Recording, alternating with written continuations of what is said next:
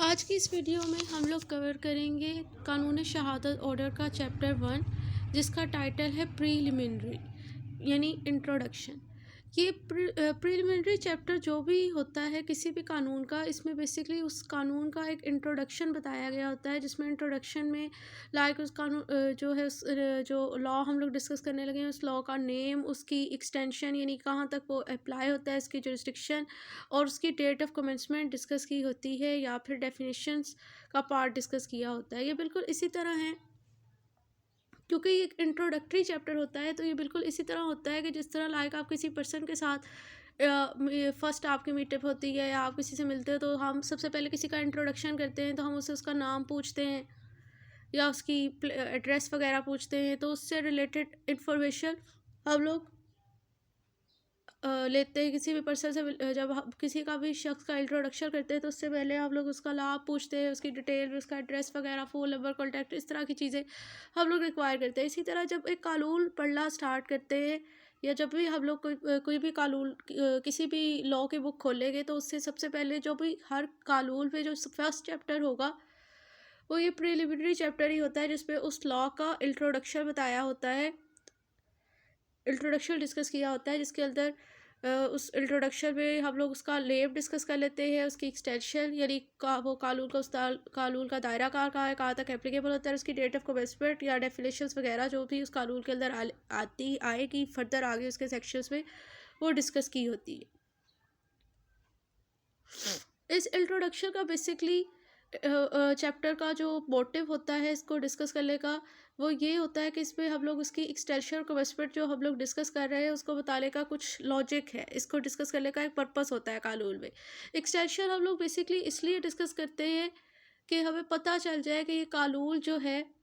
इसकी जुरिस्डिक्शन कहाँ तक है, कहाँ तक ये कानून जो है वो एप्लीकेबल होगा। मतलब अगर हम लोगों ने किसी कानून की बेस पे कोई रिलीफ मांगना है, तो हमें पता होगा ये कानून अप्लाई किस किस सेक्टर पर होता है। अगर कोई कानून जो है वो है ही ख़ास किसी प्रोविंस के लिए और हम उस पे फेडरल लेवल पर उससे उसकी बेस पे कोई रिलीफ मांगना चाहे, तो हमें नहीं मिल सकता। लेकिन अगर कोई फेडरल लॉ है, मतलब जो पूरे पाकिस्तान के ऊपर एप्लीकेबल होता है, लाइक जैसे कानून शहादत है, तो उसकी बेस पर हमें रिलीफ जो है या उसकी जो एप्लीकेबिलिटी है वो पाकिस्तान की हर कोर्ट में ये कानून फॉलो किया जाएगा और उसकी बेस पर रिलीफ हमें पूरे पाकिस्तान से मिल सकता है। तो एक्सटेंशन को डिस्कस करने का मोटिव ये होता है। और जब हम लोग कमेंसमेंट की बात करते हैं, तो कमेंसमेंट में एक डेट स्पेसिफाई कर दी जाती है कि जिस डेट से हमें पता चलता है कि ये कानून जो है इसकी एप्लीकेबिलिटी, इसकी कमेंसमेंट किस डेट से स्टार्ट हुई,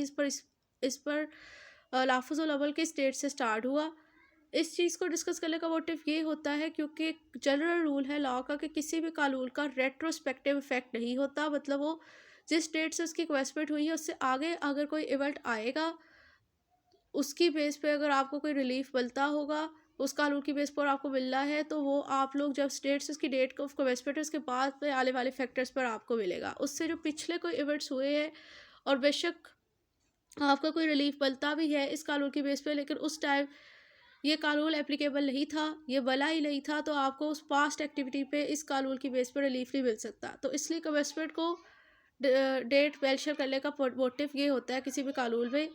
क्योंकि किसी भी कानून का according to article 12 of constitution of Pakistan 1973 retrospective effect नहीं होता है, ये पास्ट एप्लीकेबिलिटी नहीं होती। तो बेसिकली इंट्रोडक्शन के अंदर ये जो चीज़ें हैं इनको डिस्कस करने का यही मोटिव होता है। जो इसका चैप्टर है, चैप्टर 1 कानून शहादत ऑर्डर का, उसमें बेसिकली 2 आर्टिकल ही डिस्कस किए गए हैं। इनको वन बाय वन डिस्कस कर लेते हैं। जो सबसे पहला आर्टिकल है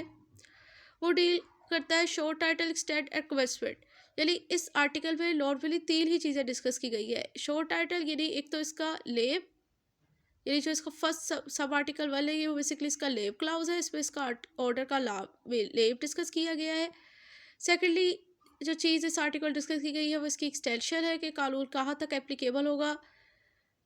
किस सेक्टर पर ये अप्लाई होता है कानून शहादत। एंड लास्ट में जो है वो इसकी डेट ऑफ कमेंसमेंट डिस्कस की गई है। तो इसको अब डिस्कस कर लेते हैं। जो सब आर्टिकल 1 है इसमें इसका सिंपल लेब डिस्कस किया गया है कि दिस ऑर्डर में भी कॉल्ड था कानून शहादत 1984, यानी इस कानून का लाभ जो है इसे हम कहेंगे कानून शहादत। एंड सब आर्टिकल 2 में इसकी एक्सटेंशन है कि पूरे पाकिस्तान के अंदर एप्लीकेबल होता है, एप्लीकेबल है ये कानून शहादत। और अगर चुप के ये पूरे पाकिस्तान में एप्लीकेबल है, इसका मतलब ये हुआ कि पाकिस्तान में जितने भी कोर्ट है, उन तमाम कोर्ट की जो जितनी भी जुडिशल प्रोसीडिंग है, उनके अंदर ये कानून एप्लीकेबल होगा। यानी जितनी भी कानूनी कार्रवाई है तमाम कोर्ट की पाकिस्तान की, उनमें तमाम कोर्ट पे ये कानून एप्लीकेबल होता है। और उस कोर्ट के एक्सप्रेशन में फर्दर आगे कौन कौन सा कोर्ट शामिल है, इसमें मार्शल कोर्ट भी शामिल है, इसमें ट्रिब्यूनल भी शामिल है, और इसके अंदर दूसरी अथॉरिटी जो कि जुडिशल या कुजाई जुडिशल पावर एक्सरसाइज कर रही है, इस कोर्ट के एक्सप्रेशन में तमाम कोर्ट शामिल है। इसका मतलब इन तमाम कोर्ट यानी मार्शल, ट्रिब्यूनल और जो दूसरी अथॉरिटी जो कि जुडिशल और कुजाई जुडिशल पावर एक्सरसाइज कर रही है, उनके अंदर भी जितनी भी जुडिशल प्रोसीडिंग होगी, उन तमाम प्रोसीडिंग के ऊपर QSO की प्रोविजन एप्लीकेबल होगी। मतलब इन तमाम कोर्ट के अंदर जो भी शहादतें वगैरह रिकॉर्ड की जाएगी, वो कानून शहादत ऑर्डर की प्रोविजन के मुताबिक ही की जाएगी। बट इस कोर्ट के एक्सप्रेशन में कौन सा कोर्ट शामिल है, but does not apply to proceeding before an arbitrator, यानी जो आर्बिट्रेशन की प्रोसीडिंग होती है उस पर QSO की प्रोविजन का इतलाक नहीं होता, वहाँ पर अप्लाई नहीं होती। आर्बिट्रेशन बेसिकली आर्बिट्रेटर जो है वो बेसिकली होता है जो मैटर आउट ऑफ कोर्ट, जो डिस्प्यूट सॉर्ट आउट होते हैं, मतलब जो कोर्ट के अंदर नहीं होते, आउट ऑफ कोर्ट आप लोग लाइक मेडिएशन कर लेती पार्टीज आपस में, उनका कंप्रोमाइज़ हो जाता है, जिसे हम ADR भी कहते हैं। तो ये जो ADR प्रोसीडिंग आर्बिट्रेशन प्रोसीडिंग है, इसके ऊपर QSO की प्रोविजन का इतलाक नहीं होता। सब article 3 it shall come into force at once, यानी इसको पूरे कानून का लफाज एक ही डेट पर हुआ है, और वो डेट कौन सी है, जो डेट है 28 अक्टूबर 1984। अब डिस्कस कर लेते हैं इसका आर्टिकल 2 इंटरप्रिटेशन, जिसमें बेसिकली डेफिनेशंस डिस्कस की गई है, जो कि 4 डेफिनेशन इसमें डिस्कस की गई है, कोर्ट की, डॉक्यूमेंट की, एविडेंस की और फैक्ट की। इनको वन बाय वन डिस्कस करेंगे, लेकिन बेसिक इसको स्टार्ट करने से पहले एक जो डेफिनेशन क्लाउज जो होता है वो इसका लॉजिक डिस्कस कर लेते हैं कि किसी भी कानून में इसको क्यों मेंशन किया होता है, इसको लिखने का, इसको लेजिस्लेट करने का पर्पस क्या होता है। इसको लेजिस्लेट करने का पर्पस बेसिकली ये होता है कि ये जो होता है ना, यहाँ तो इंटरप्रिटेशन है, नॉर्मली कानून में जो है इधर डेफिनेशन का वर्ड लिखा होता है, तो इसे डिक्शनरी क्लास कहते हैं, वाला चाहता है किसी भी कानून का। डिक्शनरी का क्या मोटिव होता है कि जैसे आप लोग कोई डिक्शनरी खोलते हैं और किसी वर्ड का कोई मीनिंग देखते हो ना, तो इधर भी बेसिकली इसे डिक्शनरी क्लाउज इसीलिए कहते हैं कि यहाँ पर जो कुछ डेफिनेशंस एक्सप्लेन कर दी जाती है कि फर्दर आगे कानून जो होगा, यही कोई भी उसके अंदर उस कानून में जब ये टर्म इस्तेमाल होगी, तो अब हम लोग यही सेंस लेकर चलते हैं कि जो डेफिनेशन क्लाउज में इसकी डेफिनेशन बयान की गई है, आगे उस सेक्शन में भी उस एक्सप्रेशन से मुराद वही है। अब इसको स्टार्ट करते हैं। So in this order unless there is anything regulate in the subject और कंटेस्ट, यानी सिंपल है कि इस ऑर्डर के अंदर ये जो कोर्ट की डेफिनेशन, जो डॉक्यूमेंट की, जो एविडेंस की और फैक्ट की जो डेफिनेशन बता दी गई है, वो यही डेफिनेशन फर्स्ट पहली प्रायोरिटी है कि वही डेफिनेशन कंसीडर की जाएगी। बट इसकी एक्सेप्शन ये है कि there is unless there is anything regulate in the subject और कंटेस्ट, यानी आगे फर्दर अगर आगे कहीं जाकर इसी ऑर्डर के किसी आर्टिकल का जो सब्जेक्ट यानी जो उसकी प्रोवियल है और उसका जो कंटेक्स्ट यानी जो उसके अंदर कंटेंट मेंशन होगा उस सेक्शन के अंदर, अगर उसकी सेंस कुछ और बन रही होगी इस एक्सप्रेशन के लिहाज से कि उस टाइम हमें कुछ और मतलब उसका एज्यूम करना चाहिए, तो उस टाइम हम लोग वो मतलब प्रेफर करेंगे। बट पहली प्रायोरिटी यही होगी कि जो इस ऑर्डर के अंदर डिक्शनरी क्लाउज में जो डेफिनेशन का सेक्शन है, उसमें जो जिस टर्म की जो डेफिनेशन बयान कर दी गई है, उसको वही कंसीडर किया जाएगा। तो कोर्ट की पहली डेफिनेशन है कोर्ट की। दोस्तों कोर्ट की डेफिनेशन क्या है? कोर्ट इंक्लूड ऑल जजेस and magistrate and all person except arbitrator legally authorise to take evidence. So court की एक्सप्रेशन में नॉर्मली 3 पर्सन और कहा कि शामिल है। एक तो तमाम कोर्ट की एक्सप्रेशन में तमाम जजेस और तमाम मजिस्ट्रेट और वो तमाम पर्सन जिन्हें बाय लॉ अथॉरिटी है कि वो एविडेंस रिकॉर्ड कर सकते हैं, एविडेंस ले सकते हैं, वो तमाम person according to this order court कहलाएंगे, कोर्ट कंसीडर किए जाएंगे, लेकिन कोर्ट में आर्बिट्रेटर शामिल नहीं है। सो कोर्ट की एक्सप्रेशन में कौन कौन शामिल है? तमाम जजेस, तमाम मजिस्ट्रेट एंड वो तमाम पर्सन जिनको बाय लॉ अथॉरिटी है जो कि एविडेंस रिकॉर्ड कर सकते हैं, एविडेंस ले सकते हैं। और कौन लोग शामिल है? ये आर्बिट्रेटर्स। नेक्स्ट डेफिनेशन है डॉक्यूमेंट की। डॉक्यूमेंट की डेफिनेशन है document means any matter expressed और described upon any substance by document means any matter expressed or described upon any substance by means of letter, figure, or mark, or by more than one of those means, intended to be used or which may be used for the purpose of recording that matter. तो document की भी बड़ी brief definition जो है और बड़ी clear definition उन्होंने वाजिया कर दी है कि document से मुराद है कि जब कोई भी मैटर यानी कोई भी चीज़ किसी भी सब्सटेंस पे, मतलब वो सब्सटेंस जो है वो कोई भी चीज़ हो सकती है, कोई सब्सटेंस से मुराद है कोई वॉल भी हो सकती है, कोई पेपर भी हो सकती है, कि जब कोई भी मैटर एक्सप्रेस किया जाएगा किसी भी सब्सटेंस पे, किस तरीका किन किन मेथड के थ्रू एक्सप्रेशन हो सकती है, बाय लेटर्स के थ्रू भी हो सकती है, फिगर्स यानी आप पिक्चर्स के थ्रू भी हो सकती है, मार्क्स के थ्रू भी हो सकती है, या फिर by more than one of those means, यानी या आप लेटर फिगर दो यूज़ कर लो या फिगर और मार्क्स, इनमें से किसी एक या दो से ज़्यादा मीन्स के थ्रू भी जब आप लोग किसी सब्सटेंस पे कोई मैटर एक्सप्रेस कर रहे हो, लिख रहे हो, पर्पस क्या है आपका ये एक्सप्रेशन का, इंटेंशन आपकी ये है कि हम लोगों ने इसे क्या यूज़ करना है इस चीज़ को for the purpose of recording that matter. हम लोग इसलिए ये सब कुछ कर रहे हैं कि हम लोग इस चीज़ को रिकॉर्ड करना चाहते हैं। सो डॉक्यूमेंट की डेफिनेशन क्लियर है कि जब किसी भी सब्सटेंस पे आप लोग बाय लेटर, फिगर या मार्क या इनमें से एक या से ज़्यादा मीन्स को यूज़ करते हुए, यानी लेटर और फिगर्स या फिर इन तीनों को इस्तेमाल करते हुए आप किसी मैटर को, कोई मामला है उसे एक्सप्रेस कर रहे हो, पर्पस क्या है इस एक्सप्रेशन का कि हमने इस चीज़ को, इस मैटर को रिकॉर्ड करना है, तो वो क्या कहलाएगा, डॉक्यूमेंट। इसकी एक एग्जांपल है कि आपके पास, आपको ख़तरा है कि अभी हाँ ठीक है, इसकी एक एग्जांपल ये है कि आपको ख़तरा है कि कोई अभी आपको शूट कर देगा और आपके पास उस टाइम पेन है और पेपर है, तो आप क्या करते हो, आप उस पर स्टेटमेंट लिख देते हो, और अगर बाद में फ़र्ज़ करें कि उसी एक्सीडेंटल सिचुएशन में आपको कहीं से कोई फायर लग जाता है, तो वो जो आपकी स्टेटमेंट रिकॉर्ड की होगी वो आप लोगों ने, एक पेपर था जो कि एक सब्सटेंस था, उस पर आपने लेटर के थ्रू एक एक्सप्रेशन कि आपको ये फेयर था कि मुझे ख़तरा है कि कोई मुझे शूट करने वाला है, वो चीज़ आप लोगों ने एक्सप्रेस की और पर्पस ये था कि हमने रिकॉर्ड करनी है। तो बाद में अगर आप शूट हो जाते हैं और आपको अस्पताल लेकर जाया जाता है और अगर आप नहीं बचते, तो वो जो आपने स्टेटमेंट रिकॉर्ड की थी, अपने पास लिख कर रखी थी, वो आपके पास से मिलेगी, तो वो आपकी एक तरह से डाइंग डिक्लेरेशन कहलाएगी और वो डाइंग डिक्लेरेशन बेसिकली डॉक्यूमेंट होगा। इधर भी फर्दर डॉक्यूमेंट को एक्सप्लेन करने के लिए डेफिनेशन बताएंगे कि फॉर एग्जांपल एक सिंपल ही डेफिनेशन कि आप कुछ भी लिख देते हो, राइटिंग वो एक डॉक्यूमेंट है, मैप और प्लान डॉक्यूमेंट है, N inscription on a metal plate और स्टोन इज़ अ डॉक्यूमेंट, यानी हम लोग जो पास कोई पेपर वगैरह नहीं है, हम किसी मेटल प्लेट पे किसी पत्थर पे ही कुछ लिख देते हैं, तो वो सारी चीज़ें भी यानी जो इनक्रेविंग होती है वो भी आ जाएगा। इसी तरह जो वर्ड प्रिंटेड होते हैं, फोटोग्राफ और डॉक्यूमेंट्स, लिथोग्राफ, ये सारी चीज़ें भी डॉक्यूमेंट्स हैं।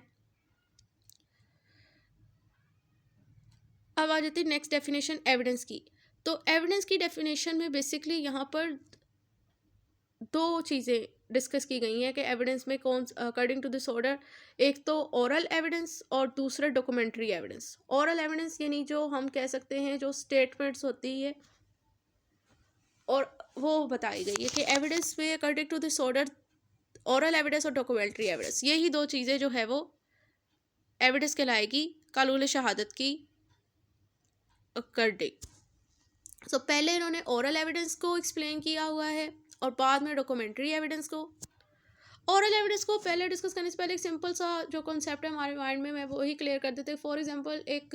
कोर्ट में ट्रायल चल रहा है और एक गवाह आता है और गवाह आके अपने बाय ओरली जो है वो कोई चीज़ कन्फेशन कर रहा है या कोई किसी चीज़ के बारे में कुछ डेपोजिशन कर रहा है, कोई बयान रिकॉर्ड अपना करवा रहा है, तो उस टाइम वो खुद बोल के कोई चीज़ स्टेटमेंट रिकॉर्ड करवा रहा है, तो जो उसकी वो स्टेटमेंट होती है ना,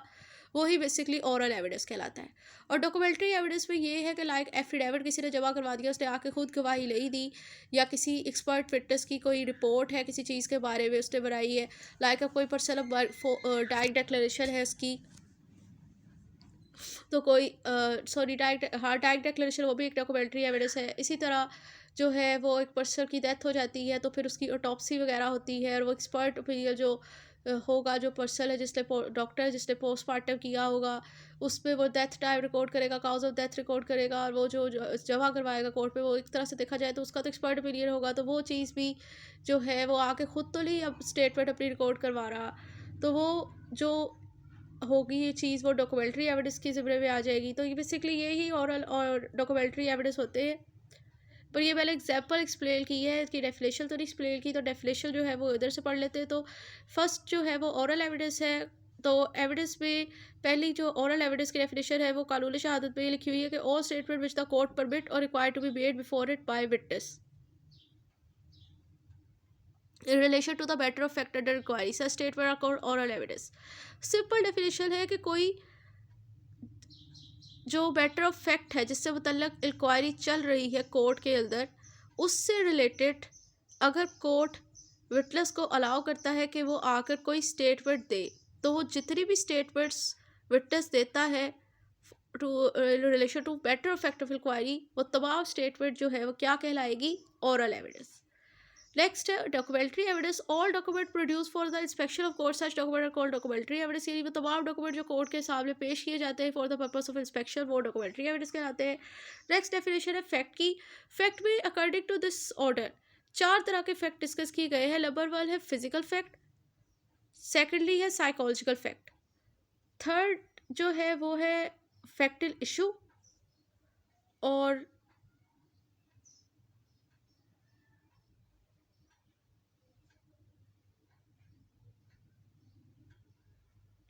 फिर उसके बाद जो है वो रेलेवेंट फैक्ट।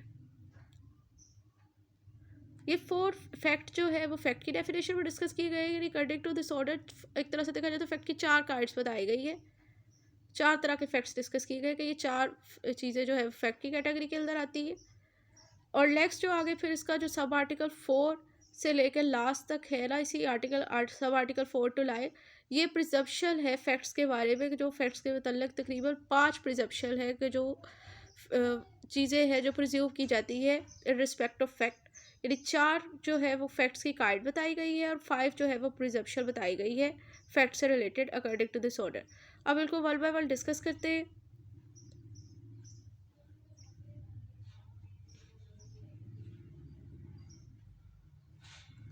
सो जो पहली डेफिनेशन है फैक्ट में, जो चीज़ पहला फैक्ट शामिल है वो है फिजिकल फैक्ट।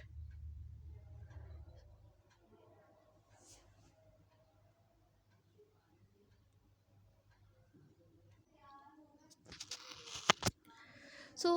फैक्ट के अंदर जो पहला फैक्ट है वो है फिजिकल फैक्ट। फिजिकल फैक्ट को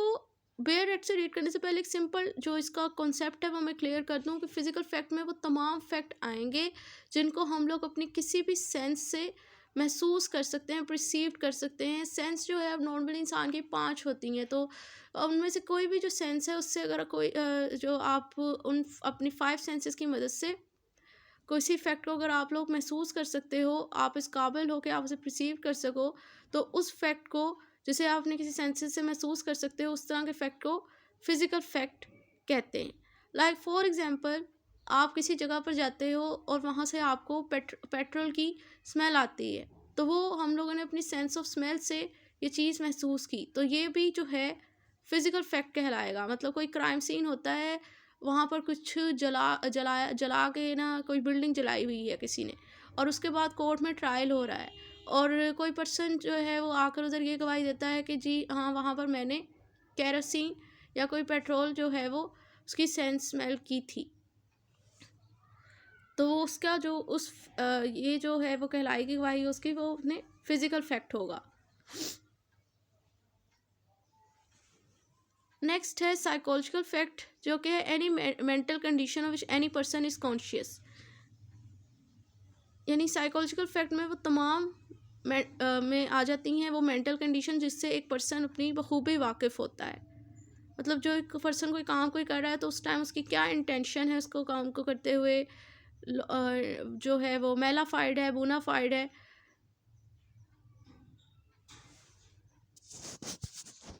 या इंटेंशनली कर रहा है या अनइंटेंशनली कर रहा है, नेग्लिजेंस में हो रहा है, ये जो भी आपकी मेंटल कंडीशन जिससे कोई पर्सन वाकिफ़ हो या आप खुद वाकिफ़ हो, तो वो जो है वो फैक्ट जो है साइकोलॉजिकल फैक्ट कहलाते हैं।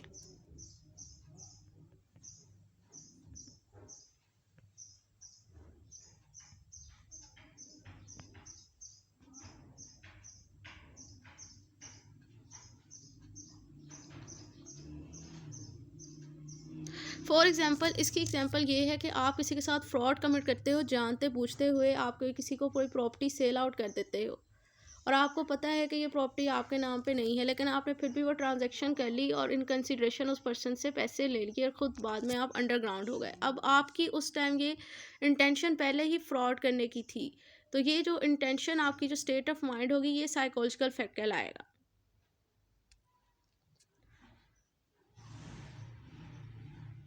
नेक्स्ट जो है वो इसमें आगे रेलेवेंट फैक्ट को डिफाइन किया गया है। रेलेवेंट फैक्ट्स की जो एक सिंपल डेफिनेशन है जो है वो ये है कि रेलेवेंट फैक्ट में वो तमाम फैक्ट आते हैं जो कि फैक्ट इन इशू से कनेक्टेड होते हैं, उसे हम रेलेवेंट फैक्ट कहते हैं। यानी जो मेन डिस्प्यूट होता है, जो फैक्ट उससे कनेक्टेड हो, उसे हम रेलेवेंट फैक्ट कहते हैं। और वो रेलेवेंट फैक्ट जो है वो नॉर्मली बेसिकली इस तरह भी हो सकता है कि वो जो मेन इंसिडेंट हुआ है वो उससे पहले के भी हो सकते हैं, उसके बीच में, उसके दौरान भी हो सकते हैं, और उसके बाद भी हो सकते हैं। क्योंकि इधर जो डेफिनेशन बताई गई वो ये है कि one fact is said to be relevant to another when the one is connected with the other in any of the way refer to in the provision of this order relating to the relevancy of the fact. यानी एक fact relevant दूसरे का तब consider किया जाएगा जब वो एक के साथ पहले के साथ इस तरह कनेक्टेड है कि आपस में दोनों एक दूसरे के साथ इस तरह कनेक्टेड हैं कि वो according to this order relevant fact कहला रहे हैं। तो ये डेफिनेशन जो है वो क्लियर नहीं है, clear according to this order का, लेकिन जो वर्ड इस्तेमाल हुआ है उससे ये हमें आइडिया हो गया कि इस ऑर्डर के अंदर कहीं रेलेवेंट फैक्ट की डेफिनेशन बताई गई है, और वो जो मैंने पहले डिस्कस की कि वो फैक्ट जो कि फैक्ट एंड इशू के साथ कनेक्टेड हों, उन्हें ही हम रेलेवेंट फैक्ट कहते हैं। और रेलेवेंट फैक्ट जो है वो मेन जो फैक्ट एंड इशू होता है उसके पहले भी हो सकते हैं, उसके साथ भी हो सकते हैं, यानी बीच में, और उसके बाद भी हो सकते हैं। ये आर्टिकल मुझे सही से मेमोराइज नहीं हुआ, शायद आर्टिकल 19 है, उधर जो है रेलेवेंट फैक्ट की यही एग्जैक्ट डेफिनेशन बताई गई। फिर जो है लास्ट पे वो है फैक्टल इशू। तो फैक्टल इशू की भी जो कॉन्सेप्ट है वो यही है कि जो अनएडमिटेड फैक्ट होते हैं, जिन फैक्ट्स के ऊपर पार्टी का डिस्प्यूट होता है, या जिन फैक्ट्स को हम लोगों ने सूट के अंदर साबित करना होता है सिंपल, उन्हें हम कहते हैं फैक्टल इशू। तो यहाँ पर जो है इस ऑर्डर के अंदर क्या फैक्टल इशू की डेफिनेशन है। Expression factual issue include any fact from Expression factor issue includes any fact from which either by itself or is a connection with other fact. The existence, non-existence, nature or extent of any right or liability or disability asserted or denied in any suit or proceeding necessarily follow. मतलब ये कि फैक्टल issue में वो तमाम fact आते हैं जो कि किसी सूट या किसी प्रोसीडिंग के अंदर बजाते खुद या किसी दूसरे फैक्ट के साथ कलेक्ट होके किसी राइट या किसी लाइबिलिटी या किसी डिसेबिलिटी के होले यानी असर्शन या उसके ला होले यानी डिनाई होले को साबित करे, होले को असर्शन को होले को एग्जिस्टेंस को साबित करे, और डिनाई यानी ला होले की नॉन एग्जिस्टेंस को साबित कर रहे हो, तो ऐसे फैक्ट को फैक्टल इशू कहते हैं।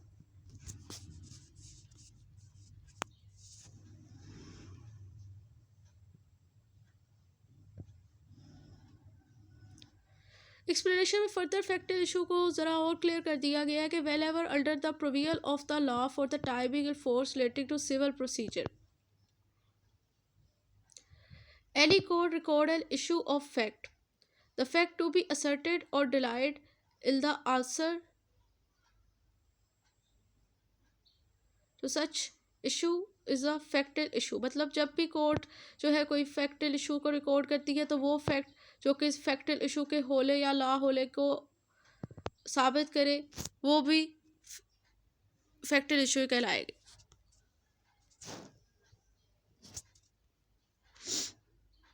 अब नेक्स्ट जो है वो 5 प्रिजम्पशन जो है वो फैक्ट्स के मतलब जो इस ऑर्डर में डिस्कस की गई है वो आ जाती है।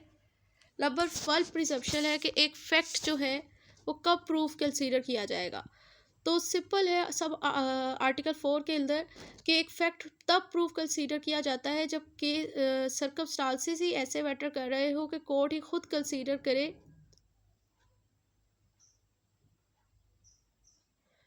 कि ये प्रूफ है, या ये कंसीडर करे कि इस तरह के सर्कमस्टांसेस एग्जिस्ट करते हैं कि जो एक ऑर्डर प्रेजुडिस बेल होगा वो भी यही कंसीडर करेगा कि ये फैक्ट एग्जिस्ट करता है, तो उस फैक्ट को प्रूफ कंसीडर किया जाएगा। एंड अगेन सब आर्टिकल 5 पे है कि एक फैक्ट कब डिस अप्रूव कंसीडर किया जाएगा, तो उसमें भी सिंपल यही है कि ये एक फैक्ट जो है वो तब डिस अप्रूव कंसीडर किया जाता है जब कोर्ट ये कंसीडर करती है कि भाई सर्कमस्टांसेस ही ऐसे एग्जिस्ट करते हैं कि एक ऑर्डर प्रोड्यूस का पर्सन जो है वो ये चीज़ समझेगा कि ये चीज़ एग्जिस्ट ही नहीं करती, फैक्ट एग्जिस्ट ही नहीं करता। तो अगर इस तरह के सर्कमस्टांसेस मैटर करते हो तो फिर इस फैक्ट को जो है वो डिसप्रूव फैक्ट कंसीडर कर लिया जाता है। और एक fact not to be proof तब कंसीडर किया जाता है जब उसे ला ही प्रूव किया जाए और ला ही डिसप्रूव किया जाए।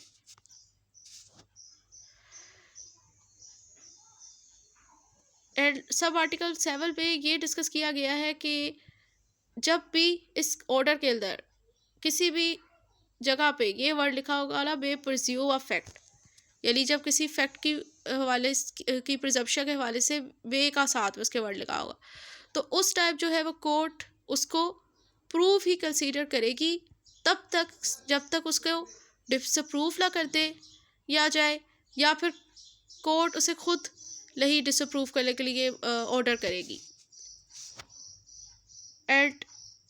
सब आर्टिकल 8 पे ये मेंशन किया हुआ है कि जब किसी फैक्ट के साथ शेल प्रिज्यूम अ फैक्ट का वर्ड लिखा हुआ होगा अकॉर्डिंग टू दिस ऑर्डर, तो इस सिचुएशन के अंदर लाजमी तौर पर इस फैक्ट को प्रूव ही कंसीडर किया जाएगा तब तक जब तक इसको डिसअप्रूव नहीं कर दिया जाता। एट सब आर्टिकल 9 पे है कि जब किसी के साथ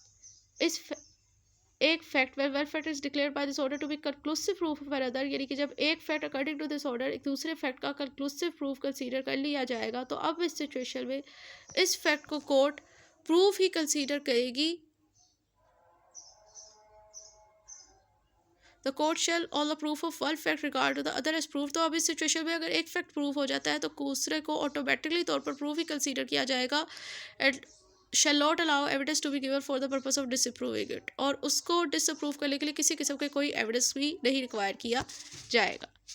सो अगर किसी फैक्ट के साथ मे प्रिज्यूम का वर्ड लगा होगा तो उस सिचुएशन में पहली प्रायोरिटी यही है कि उसे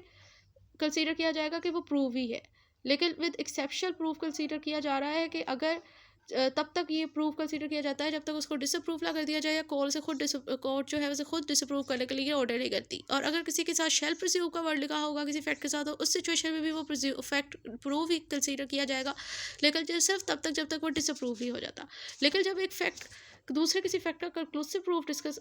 डिक्लेयर किया हो इस ऑर्डर में, तो अब इस सिचुएशन में अगर उनमें से एक फैक्ट साबित हो जाता है तो दूसरा ऑटोमेटिकली प्रूफ हो जाएगा और उसको उसको डिसअप्रूव करने के लिए किसी किस्म का एविडेंस भी रिक्वायर्ड नहीं किया जाएगा। तो यहाँ तक इसका चैप्टर 1 जो है वो कंप्लीट हो गया।